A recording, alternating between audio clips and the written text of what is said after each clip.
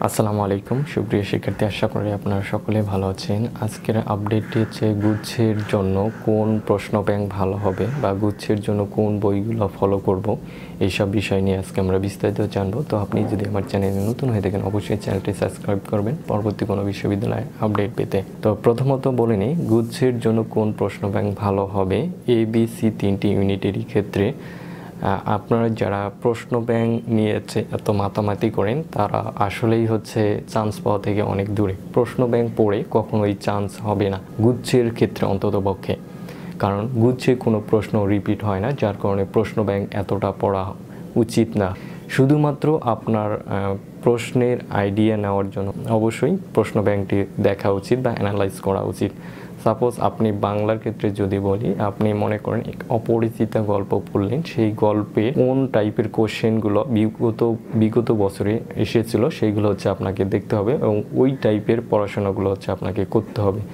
আপনার যদি হচ্ছে বায়োলজি বা পদার্থবিজ্ঞানের ক্ষেত্রেও বলি, তাহলে মনে করেন আপনি একটা অধ্যায় পড়লেন, সেই অধ্যায়ে বিগত বছরে কোন টাইপের কোশ্চেনগুলো আসছিল সেইগুলো হচ্ছে আপনাকে, বা সেই রিলেটেড কোশ্চেনগুলো বা সেই রিলেটেড প্রশ্নগুলো হচ্ছে আপনাকে পড়তে হবে বা ওই টাইপের পড়াশোনা হচ্ছে আপনাকে করতে হবে।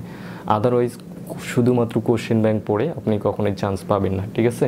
কোশ্চেন ব্যাংক শুধুমাত্র, আমি আবারও বলছি, কোশ্চেন ব্যাংক শুধুমাত্র আপনাকে ওই অধ্যায়ের বিগত বছরে কেমন টাইপের কোশ্চেন আসছিলো সেইগুলো সম্পর্কে ধারণা নেওয়া এবং হচ্ছে কোন কোন অধ্যায় থেকে বেশি প্রশ্ন এসেছিলো সেই অধ্যায়গুলোতে বেশি ফোকাস করা।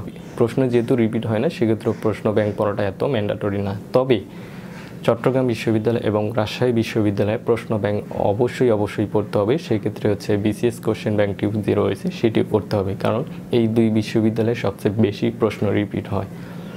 আমি রাজশাহী বিশ্ববিদ্যালয়ের ক্ষেত্রে যদি বলি, তাহলে অবশ্যই আপনাদেরকে প্রশ্ন ব্যাংক প্লাস হচ্ছে BCS কোশ্চেন ব্যাংক এই দুটি অবশ্যই পড়তে হবে, ম্যান্ডেটরি, ঠিক আছে?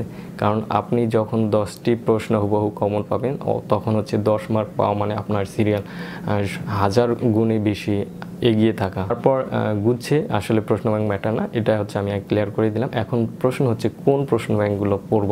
হ্যাঁ, প্রশ্ন ব্যাংক সাধারণত হচ্ছে অনেক প্রকাশনীর প্রশ্ন ব্যাংক বের হয়েছে বাজারে বা লাইব্রেরিতে। আপনারা সাধারণত হচ্ছে জয়কলি বা পানকড়ি রয়েছে, এই টাইপেরগুলো দেখতে পারেন। কোন বইগুলো ফলো করব, আমি সবসময় বলে থাকি যে বাজারের বইয়ের থেকে আপনাকে সবসময় বোর্ড বইগুলো ফলো করতে হবে, কারণ বোর্ড বইয়ের বিকল্প কিছু নেই।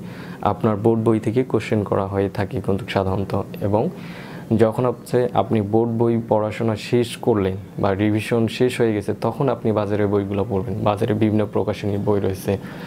আমি যদি হচ্ছে আর্টসের শিক্ষার্থীদের ক্ষেত্রে বলি, সেক্ষেত্রে হচ্ছে বাংলা অভিযাত্রীর বইটি পড়বেন আপনারা, ইংরেজির ক্ষেত্রে মাস্টার বইটি পড়বেন, এবং সাধারণ জ্ঞানের ক্ষেত্রে হচ্ছে জুবাইর জিকে বইটি রয়েছে বা MP3 বই রয়েছে, এগুলো দেখতে পারেন এই দুটি।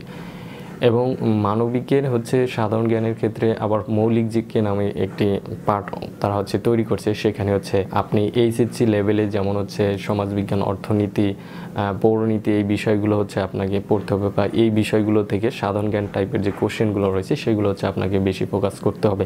অর্থাৎ আমি প্রথমেই বলেছিলাম বোর্ড বই সবসময় আপনাকে ফলো করতে হবে, সেটা মানবিক হোক, সেটা বিজ্ঞান হোক, সেটা বাণিজ্য শাখার হোক, সবগুলো শাখার জন্যই হচ্ছে আপনাকে বোর্ড বইটি সবচেয়ে বেশি ফলো করতে হবে। যে বোর্ড বই পড়বে না তার প্রিপারেশন লেভেলটা হচ্ছে তত নিচে থাকবে, ঠিক আছে?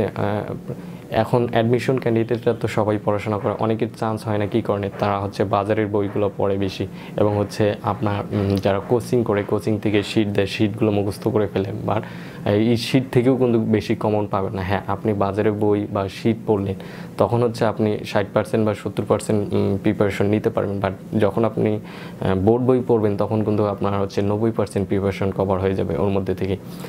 আপনি একটা বিশ্ববিদ্যালয়ের চান্স, ভালো সাবজেক্ট পেতে হলে অবশ্যই আপনাকে একের অধিক বই পড়তে হবে। একের অধিক বই পড়লে আপনি বেশি মার্ক ক্যারি করতে পারবেন, আর বেশি মার্ক ক্যারি করতে পারলে ভালো সাবজেক্ট এবং ভালো বিশ্ববিদ্যালয় অবশ্যই পাবে। তো গুচ্ছ সম্পর্কে যদি আপনাদের কোনো কিছু জানার থাকে অবশ্যই কমেন্ট বক্সে জানাবেন। এই ছিল আজকের আপডেটটি। ধন্যবাদ সবাইকে।